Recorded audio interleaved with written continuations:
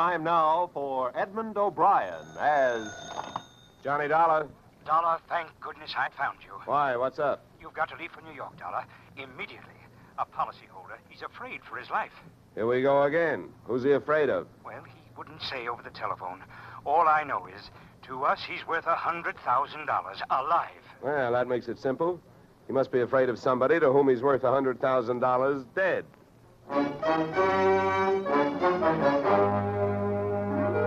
Edmund O'Brien in a transcribed adventure of the man with the action-packed expense account. America's fabulous freelance insurance investigator. Yours truly, Johnny Dollar.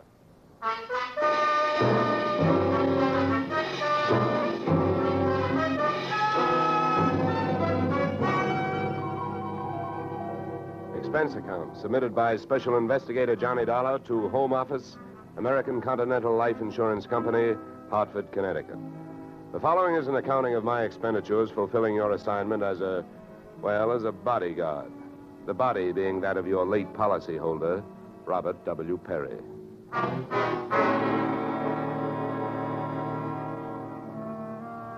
Expense account. Item 1, fare on night train, Hartford to New York, $3.65. Expense account item 2, $1.80 taxi to Lower Manhattan following morning to offices Perry and Van Bruten, importers, arriving as promised at exactly 9 a.m. Oh, good morning.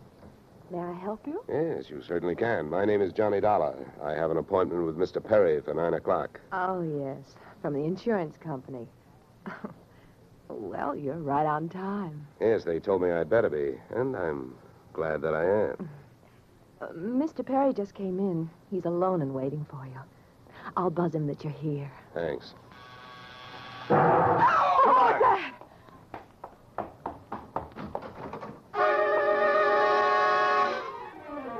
What was left of your policyholder, Mr. Perry, was just sliding out of a swivel chair as I hit the room. The top of his desk had erupted, and splinters of mahogany pointed their sharp fingers upward through lazy circles of smoke, swirling toward the ceiling. The buzzer from his secretary's desk had been rigged to a booby trap. Oh, no. Mr. Perry. Stay away from him. Come on, there's nothing you can do. He's dead. Oh. What happened? What happened? Whatever happened? Let's go. Let's get back out of here. Here you are. Sit down. I'll get you a drink of water.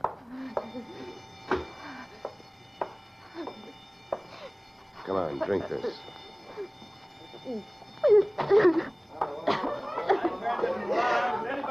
There's a doctor on the 3rd floor. Shall I call him? Never mind the doctor. Go call the police. Nobody gets in here till they arrive. Now, the rest of you, go on, run along, beat it, will you? And have the building superintendent turn off that alarm. Okay, miss. Now, take it easy. It was all so sudden. What happened? Well, that's not hard to figure out. Somebody wanted to give your boss, Mr. Perry, a shortcut through life. So whoever it was figured out that a secretary would never buzz a boss unless he was at his desk. They rigged up a bomb somewhere in his desk that would go off when you buzzed him. Oh, then I killed him. No, wait a minute, will you? Wait a minute. Don't go hysterical on me. There's excitement enough, and there'll be more when the police get here, so you keep cool. But I did it. You saw me do it. Look, honey, the way you put it, I killed him by coming in here and giving you my name so you would buzz him. And I was here to protect him. So drop it, will you? I'm sorry. Now tell me, what about yesterday? Was Perry here? Yes, all day. What time was it when you last used the buzzer? Why, right up to the last minute, about 5:30. Who left the office first? Oh, Mr. Perry, he always leaves first. I lock up. From the looks of things, you should have used more locks last night. Somebody got in here to do some wiring. Oh, I forgot that fire alarm. Look, before the police arrived, do you know why I was sent here? Oh, yes. Mr. Perry felt that his life was in danger. He thought that, well, with a $100,000 policy, the insurance company would do everything they could to help keep him alive. Well, we didn't have much of a chance, did we? What was he afraid of? I don't know. Okay. Tell me, what were his other appointments for today? Well, he only had 2. His partner, Mr. Van Bruten, at 11, and later he No, had one at a time, please. Van Bruten. Anything special about their meeting? Oh, yes, Mr. Van Bruten arrived just yesterday from Holland. Oh, you mean there was a branch of this firm in Holland? Oh, huh? yes. Mr. Perry was buying out Van Bruten's interest. They had a final meeting at Van Bruten's hotel last night. I see. Van Bruten was coming by this morning to pick up his money. Cash? No, a cashier's check. The bank is to deliver it here at 10:30. Well, Perry's other appointment, who is that? Christine, his wife. Now she tells me. Christine, the beneficiary. Yes, she wouldn't have been the beneficiary in about another 2 weeks. They were getting a divorce. Thanks for the motive. You don't like her. Well, I didn't mean it that way. Well, how about Perry? Did you like him? Okay, here's an easy one. What's your name? Susan Gates. Now, isn't that about enough? Okay, Susan, you better save your voice. During the next few hours, you're going to have to do a lot of talking. I've been everywhere else. Is the fire in here? Well, you'll have to stick around. When the cops get here, somebody will get burned.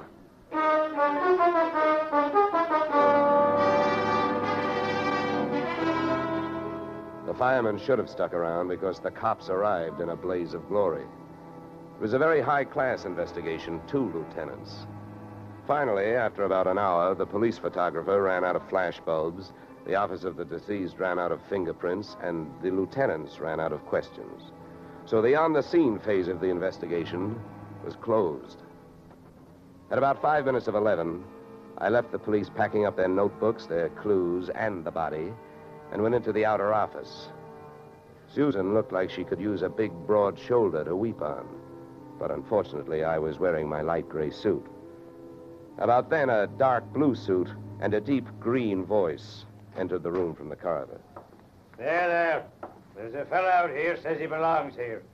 His name is Van Bruten. What do you think? His name is on the door you just opened. Oh. Well, now, my name happens to be Murphy, and it's on bids all over the country. But that don't mean I'm stuffed with feathers, does it? Well, never cross tongues with an Irishman. All right, send him in, officer. All right, you can go in. There's a policeman out there. There's trouble here? I am Bramer van Bruten. Where is Mr. Perry? What? He is waiting for me, no? No. But my appointment... He's not keeping any. He's dead. Dead? Oh, this is not possible. Last night I saw him. He was well. What happened? He was hit by a buzz bomb. A buzz bomb? Oh, please. You mean that there was foul play? Yes, it was very foul. Oh, please. I may sit down. My first visit in all these years since before the war. It was to be so happy. But now tragedy like this. He was a good man, a good partner. I understand that as of last night, you were no longer partners. Yeah. I am glad you mentioned that. I realize, of course, that it is indelicate to speak of such things as money at a time like this, but that is why I am here, to receive my payment. Just because Perry got his, there's no reason for you not getting yours, huh? Oh, but you misunderstand me. I am deeply grieved, but, well, since the transaction was consummated, what is there to do? A delay would be a needless waste of money. I have already paid for passage back to Antwerp tomorrow. Your check is here, Mr. Van Bruten. Oh. Here you are. Thank you. In all of my years of business, this is indeed the saddest moment. Yeah. Well, if I didn't have some work to do, I'd sit down with you, and we'd all have a good cry.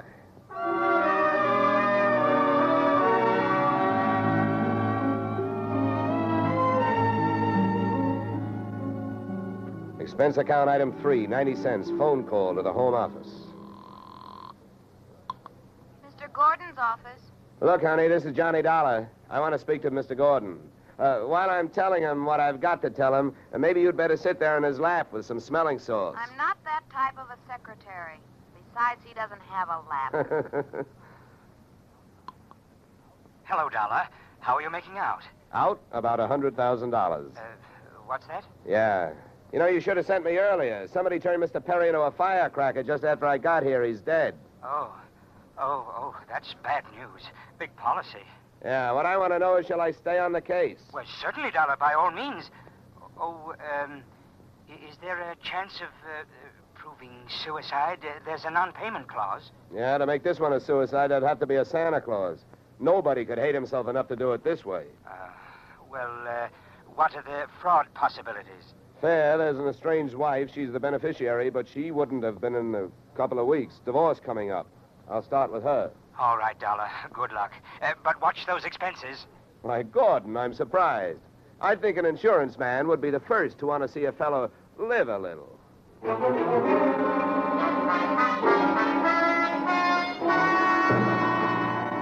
Christine Perry's apartment was on Sutton Place overlooking the East River.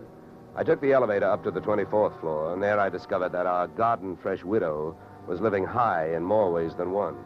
Everything about the place was French. The maid who led me into the living room through a long foyer, the decor, and the perfume which reminded you that breathing can be fun. I looked up from enjoying my nose to see Mrs. Perry looking down hers. Mr. Dollar? Mrs. Perry. I believe we can dispense with the social amenities. You're an insurance investigator, interested in the death of my husband. So naturally, you're here because you've jumped to the conclusion that I killed him. You're the one that's jumping to conclusions, lady. And careful you don't break your leg. What do you want? The policy's in order. Premiums are fully paid. You know, I'm not quite sure what I want. I know that you've got a great motive. So far, the only motive I've found. You haven't had much time to look, have you? Check. This is my first stop. Maybe you can help me. Do you know anyone who would be happier with your husband out of the way? I know very little about my husband's friends. For that matter, his activities for the past 6 months. That's when I left him. Well, that's not much help for either of us. You know, without someone else to suspect, I may just have to concentrate on you. Mr. Dollar, I picked the men I want to concentrate on me. I hope you're as long on alibis as you are short on temper. Where were you last night? With a friend, Al Donovan. For a while, the same place my husband was. But I have witnesses to prove who was with him. Anybody at the Clover Club can tell you. Save me a trip. I can't afford the prices they get over there. Certainly. A pleasure. My husband was with his beautiful little secretary, Susan Gates. Well, I wouldn't be more surprised if your late husband walked through that door and said... All right, mister, that's enough. Al! Yeah. How much did you hear? I'm a big guy, baby, 6'4". I've got big ears to match. Al, please. Would this be Mr. Donovan, your companion of last evening? I'm getting you out of here, Christine. Al, you don't know what you're saying. You lie to me. How can I help you if you lie to me? You call me stupid. The way you're playing this, you'll alibi yourself right into a cell. Now, I'm getting you out of What are here. you doing to me, Al? You're crazy. Come on. She's right. You are stupid, Donovan. She was doing just fine till you dropped in. Mister, you've been asking a lot of questions. Now I'm going to give you one answer. All right, Christine. So much for the wise guy. Now, about you and your alibi. You wasn't with me at the Clover Club last night. And if it's so easy to prove that your husband was there with his secretary, who were you there with? Remember, baby, you told me you were going to be with your husband.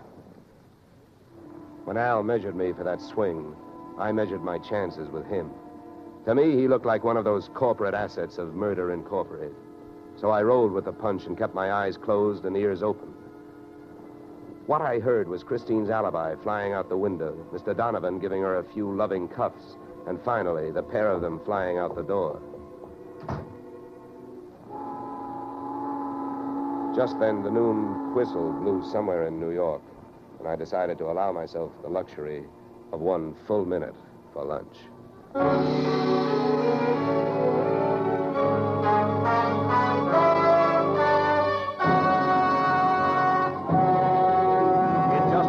Return return to the second act of Johnny Dollar. But first...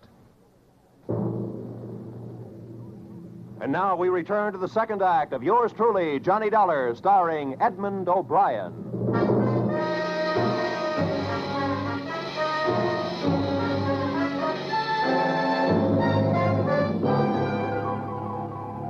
I spent the minute I took out for lunch eating a handful of Mrs. Perry's bonbons on the run. I hit the street just in time to see Donovan pushing Christine Perry into a cream-colored convertible. When they got rolling, I piled into an even yellower vehicle with a meter on it and started off crosstown playing tag through traffic. At 57th and Broadway, things got complicated. My cab was 3 cars behind them when a red light flashed them to a stop. Then the door of their car flew open, Christine dashed out across the street and melted into the river of humanity flowing down into the subway. Since Al Donovan didn't follow her, I followed him. When he finally pulled to a stop, he took 2 chances. He parked in a no-parking zone and walked straight into the building beside it, a police station.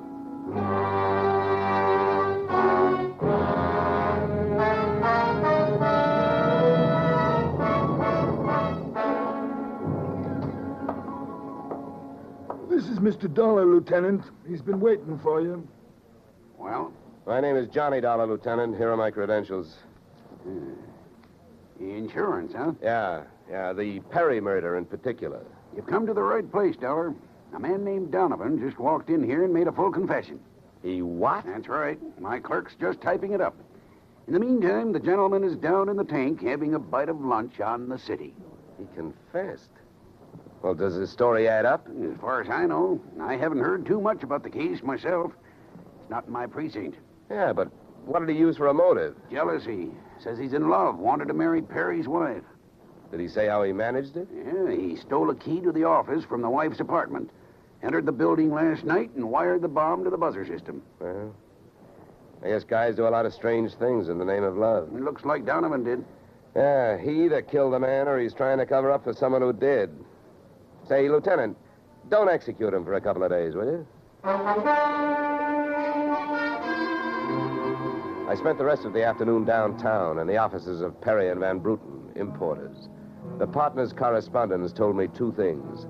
They had been extremely friendly, and Van Bruten was extremely bald. Perry had been sending him toupees from a famous Hollywood makeup firm. At 4:30, I got to the employment files, which rocked me with 2 minor explosions of their own. First, I learned that Al Donovan had been employed over a period of years as Perry's bodyguard, and that he had been canned the day before the murder. That confession of his, which had been a little hard to swallow, was suddenly more digestible. On top of this came blast number 2. The employment application of Perry's secretary, Miss Susan Gates, informed me that during the war, she had worked in a munitions plant, her specialty, wiring bomb fuses. When Miss Susan Gates reached home at 8:30, she found a visitor, me. Oh. How did you get in here? Professional secret. Oh, you scared me. What do you want? Why did you come here this way? I wanted to bring you the good news. I heard on the radio that Al Donovan confessed to Perry's murder. Al? I can't believe it. Why not? Who do you like for the spot? Why, Christine. Al is covering up for her. Well, I'd like to agree with you. If it turns out that Christine wound up her husband's life with a bang, the company that hired me saves $100,000. But I don't know. She claims she has all kinds of alibis. One of them is you. Me? Yeah. Did you see her at the Clover Club last night? Well, yes, Yeah, I know who you were with. Your boss. There's nothing wrong with that. No. I'm not preaching a sermon. I want to know who she was with. I don't know. A man I'd never seen before. Mr. Perry knew him, but he wouldn't tell me who he was. Why not? I don't know. He said I might get the wrong idea. About what? I don't know. We didn't sit there and talk about it all night, so why should we sit here and talk about it all night? All right. Good heavens, when a census taker shows up and asks a lot of questions, people answer them. When an investigator tries to do his job, they make the proverbial clam look like a blabbermouth. Look, Look, Mr. Dollar, believe me. This has been a greater shock to me than to anyone else. Yes, excepting, of course, your late employer, Mr. Perry. How long did you work for him? 4 years. Where'd you work before then? Well, I worked... Let me help you. Bombs, huh? Wiring fuses. Remember? All right. I remember. Good. Maybe you'll remember a little more. Let's go back to last night. The guy with Christine Perry, who was he? I tell you, I don't know. Was it Van Bruten? I don't know. You don't know? No. I'll get that. No, I'll go. Just make sure you don't keep going. Susan! When Susan snapped the spring lock to open the door, the gun outside opened up. The first slug caught her in the left shoulder, spinning her out of the way of the rest of them. It was getting monotonous. Every time a buzzer went off, things started booming. Susan was sprawled out on the floor in front of the door, and to open it, I had to move her. By the time I did, the hallway outside was empty. Okay, now, take it easy. Come on. Don't start hurting for a couple of minutes. We'll have a doctor here by then. He'll give you something. Please, try to keep calm. Here, what? I'll throw my coat over here. Now, try not to move. You're going to ruin this rug. Never mind the rug. What we want to worry about is who tried to ruin you. What'll they do to me? What'll who do to you? They'll arrest me. They don't arrest people for getting shot. You have any idea who it was? That man in the office this morning. The one who picked up the check. Van Bruten? No, he wasn't Van Bruten. He was a phony? Yeah. And you still gave him that check? Yes. Well, I won't ask you why. You gave him that check and then tried to blackmail him. Is that right? They'll arrest me. I wouldn't be surprised. Who is this guy? Where can I find him? Come on, don't pass out on me now. His name, quick, come on. Van Sant. Where's he live? Marsden Hotel. Under his own name? No, I don't... I don't blame you. I could use a few moments of unconsciousness myself. The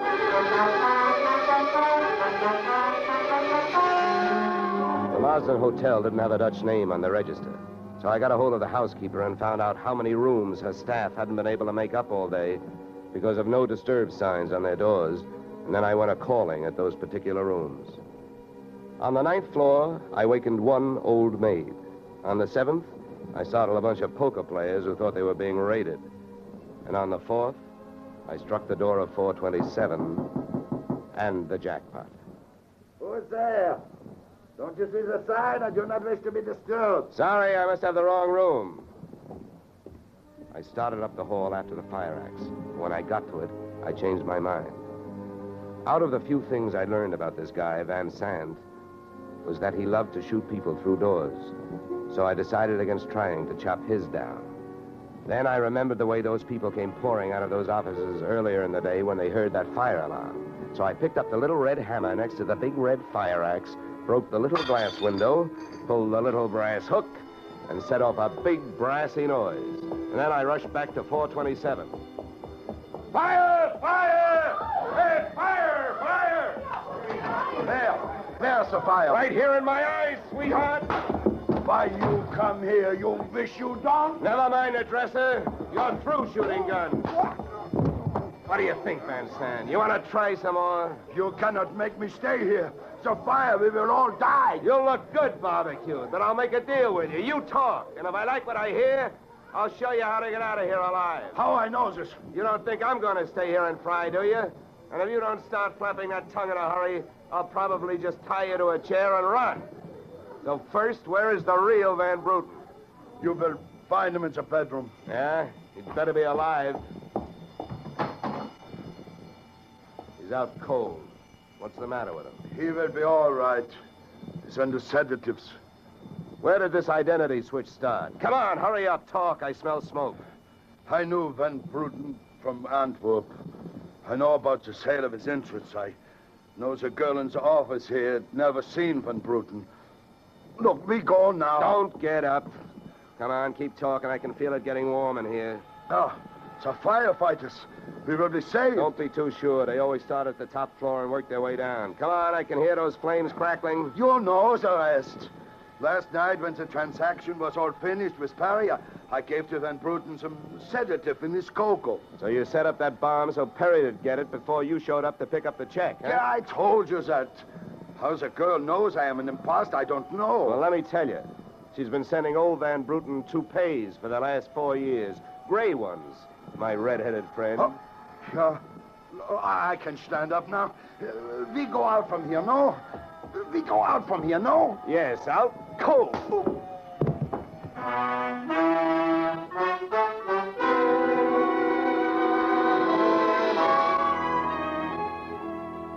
Expense account, item 4, $1.40. Night letter informing you that American Continental would have to meet payment of claim to Mrs. Christine Perry, innocent widow of the insured. The only thing she was guilty of was trying to stay on the right side of a hot-tempered boyfriend. She lied about who she was with at the Clover Club, not to fix herself an alibi, but to keep Al Donovan from learning that she'd been out with another man.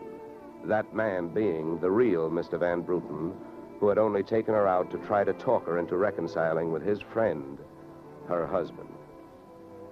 Expense account item 5, $100. Fine for turning in a false alarm, which, since you're paying it with me, is just fine. Expense account total, $463. Yours, truly, Johnny Dollar.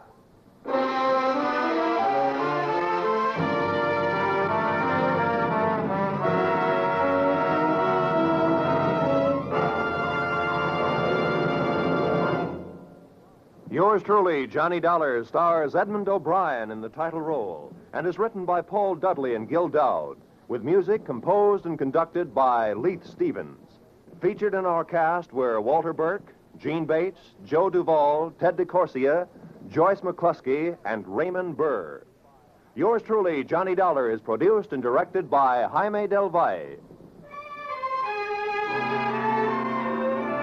Beginning next week, we are moving to a new time and day, and we hope you'll join us on Tuesday evenings when Edmund O'Brien returns in another transcribed adventure of Yours truly, Johnny Dollar.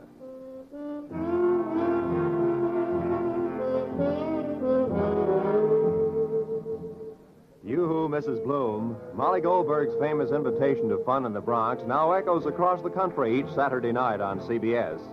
It's the same fine brand of comedy mixed with a tear now and then that's made Molly and her whole family, Jake, Sammy, Rosalie, and the others, favorites for many years. CBS invites you to hear the Goldbergs on most of these same CBS stations this Saturday and every Saturday. This is Roy Rowan speaking.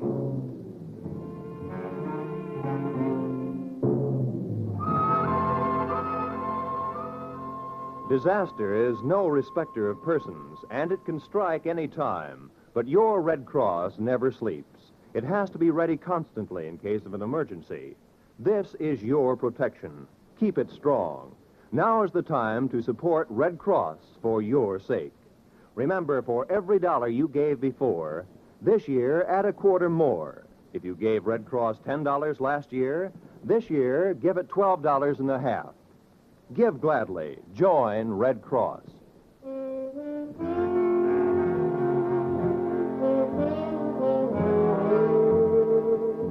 This is CBS, where yours truly, Johnny Dollar, meets adventure next Tuesday night, the Columbia Broadcasting System.